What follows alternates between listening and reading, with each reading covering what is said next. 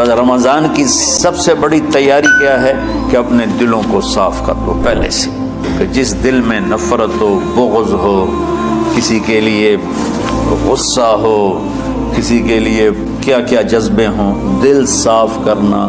ہمارے گھروں میں روزانہ جھاڑو ہوتا ہے، یہاں مدرسے میں روزانہ صفائی ہوتی کہ نہیں ہوتی؟ چونکہ دنیا کی اصل گندگی ہے تو جھاڑو ہاتھ سے نہیں چھوٹ سکتا۔ حرم شریف میں دیکھا کیسے چاروں طرف خدام پھر رہے ہوتے ہیں برش لے کر۔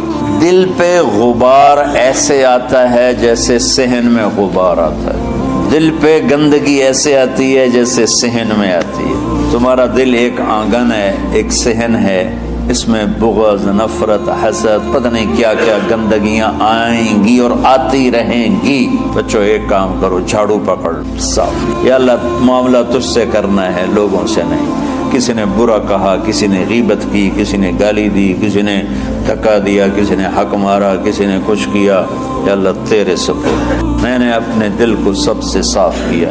یہ اتنی بڑی عبادت ہے کہ بڑے بڑے نفلوں والے، تہجد والے، حج عمرے روزے والے تمہیں نہیں پکڑ سکے، کیونکہ اس کا کرنے والا دنیا میں کوئی نہیں۔ نفل پڑھنے والے تو بے شمار ہیں، عمرے کرنے والے بے شمار ہیں، علماء بے شمار ہیں، حاجی بے شمار ہیں، سخاوت کرنے والے بے شمار ہیں، لیکن اس ٹکڑے کو صاف کرنے والا لاکھوں میں ایک بھی نہیں۔ مشکل کام ہے، آپ یہ سیکھ لیں، صاف کریں۔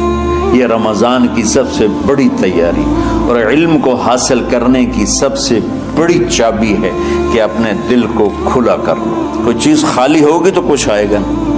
جس دل میں بغض بھرا ہو، نفرت بھری ہو، حسد بھرا ہو، کینہ بھرا ہو، اس میں خاک آئے گا، اس میں تو علم کی ایک کرن بھی نہیں آئے گی۔ زبان سے چاہے جتنے مرضی موتی بکھیرے، دل اس کا اندھا ہوگا۔ لا تعمل ابصار ولكن تعمل قلوب التي في الصدور۔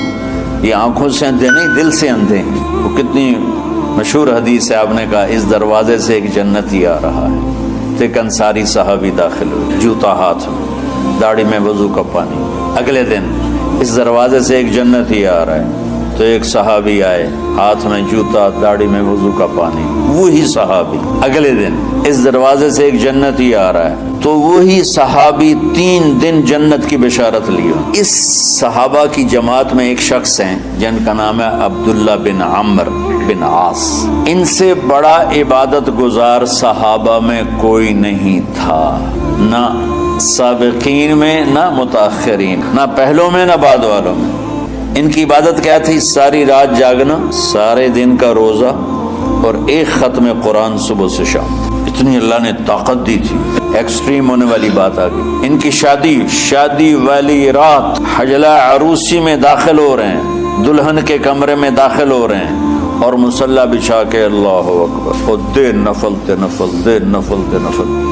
تو ان کی بیگم نے دیکھا تو وہ بھی خیر کا زمانہ تھا، انہوں نے بھی وضو کیا اور پیچھے مصلی بچھا کے وہ بھی فجر تک نفل پڑھتے رہے۔ صبح ہوئی تو حضرت عمرو بن عاص رضی اللہ عنہ نے پوچھا، بیٹی رات کیسی گزری؟ کہا جی ماشاءاللہ آپ کے بیٹے تو بڑے عبادت گزار ہیں، ساری رات نفلوں میں ہی گزری۔ تو وہ ان کو شکایت کر دی۔ حضرت عمرو بن عاص کو اتنا غصہ چڑھا، ان بیٹے کو تو کچھ نہیں کہا، کتنی حکمت کی بات ہے۔ سیدھے گئے اللہ کے نبی کے پاس، یا رسول اللہ یہ عبداللہ دیکھیں کیسا نادان ہے، اس کی شادی کی ساری رات نفل پڑھتا رہا۔ تو آپ کہتے ہیں ماشاءاللہ ماشاءاللہ کتنی بڑی بات ہے، نفلوں میں گزر گئی، رات بھی نفلوں میں گزر گئی۔ تو آپ نے حضرت عبداللہ بن عمرو کو بلا کے ڈانٹا کہ تو نے مہینے میں 3 دن روزے رکھنے، بس اس سے زیادہ نہیں رکھنا، اور ہفتے میں 1 قرآن ختم کر۔ کہا یا رسول اللہ میرے اندر طاقت زیادہ ہے۔ پھر اچھا 15 دن روزے رکھنے، کہنے میرے اندر طاقت زیادہ ہے۔ آپ اس کو تھوڑا تھوڑا کر کے گھٹاتے رہے، اور وہ ہر دفعہ نہیں یا رسول اللہ میرے اندر طاقت زیادہ ہے۔ تو آخر میں آپ نے کہا اچھا چلو صوم داؤدی پہ آ جاؤ، 1 دن روزہ رکھو، 1 دن افطار کرو، اور 3 دن سے پہلے قرآن ختم نہیں کرنا۔ تو آپ نے اس کو پیچھے کیا۔ یہ بیٹھے تھے اس محفل میں، ان کے دل میں آیا کیا یہ بزرگ مجھ سے زیادہ عبادت کرتے؟ تو جنت کی بشارت تو مجھے ملنی چاہیے۔ یہ کسی کتاب میں نہیں لکھا کہ یہ ان کا جذبہ تھا، لیکن تو مجھے خیال آتا ہے کہ ان کی نفسیات میں یہ بات آئی ہوگی، چونکہ صرف انہیں کو خیال آیا کہ میں جا کے دیکھتا ہوں کہ یہ بزرگ کیا کرتے ہیں۔ تو ان کے پاس پہنچ گئے، چاچا وہ میرے ابا تھوڑے ناراض ہیں، تو کچھ دن آپ کے پاس گزارنا کا بیٹا بسم اللہ آ جاؤ.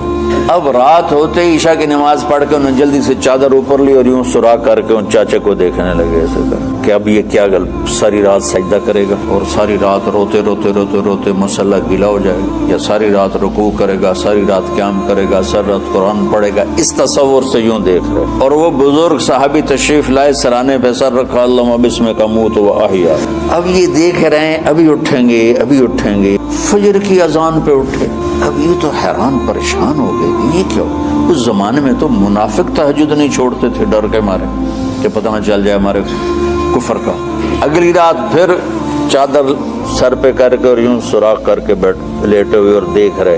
چاچا پھر تشریف لے اور سرانے پہ سر رکھا، اللہم بسم کا موت و احیا. فجر کی اذان پہ اٹھے. یہ اور پریشان ہو گئے کہ میرا نبی کا فرمان تو سچا ہے، اس میں تو شک بھی کفر ہے، لیکن عمل کیا ہے جس پر اس کو جنت کی بشارت دی؟ 2 رکعت نفل بھی نہیں. اور آج کے دور میں تم میں سے ماشاءاللہ اکثر بچے تہجد پڑھتے ہیں کہ 1 رات اور دیکھوں گا، اللہم بسم کا موت و احیا. تو تیسری رات پھٹ پڑے عبداللہ بن عمر، کہنے لگے چاچا میری ابا سے کوئی لڑائی نہیں تھی، 3 دن میں تیرے بارے میں سنتا رہا، جنتی جنتی جنتی. میں دیکھنے آیا تھا کہ آپ کیا کرتے، آپ تو کچھ بھی نہیں کرتے ہو، ساری رات سوتے رہتے، آپ کیا کرتے ہو؟ میں نے کہا بیٹا یہی ہے جو تم نے دیکھا ہے. اب ان کو سمجھ میں نہیں آ رہا کہ یہ جوڑ کیسے بٹھاؤں، اب یہ اس میں جوڑ کیسے بٹھاؤں، کیونکہ نبی کی بات تو غلط ہو نہیں سکتی. تو اب وہ نا ایسے نا بڑے بے دل سے ہو کر واپس مڑے، پتہ نہیں کی چکر ہوئے گی کوئی گل. جب وہ دروازے تک پہنچے تو کہنے لگے بیٹا ادھر آنا. کہا میں تمہیں اصل راز کی بات بتا. تو یہاں ہاتھ رکھا، کہا یہ جو دل ہے نا اس میں کسی انسان کی نفرت نہیں. اور جب اللہ کسی کو رزق دیتا ہے، عزت دیتا ہے، مجھے کبھی حسد نہیں ہوا، مجھے خوشی ہوتی. تو عبداللہ بن عمر نے کہنا تھا ہاں یہ بات ہے، نہیں اچھل کے کہنے لگے ہاذا ہوا، ہاں ہاں ہاں ہاں یہی ہے یہی ہے یہی ہے. تو بچوں دنیا میں جنتی بننا ہے اور علم اللہ سے لینا ہے تو اسے صاف کر دو سب کی نفرت سے. اس نے مجھے یہ کیوں کہا، اس نے مجھے یوں کیوں دیکھا، اس نے میرے بارے میں یوں کیوں کہا، اس نے میرے بارے میں یہ کیوں لکھا.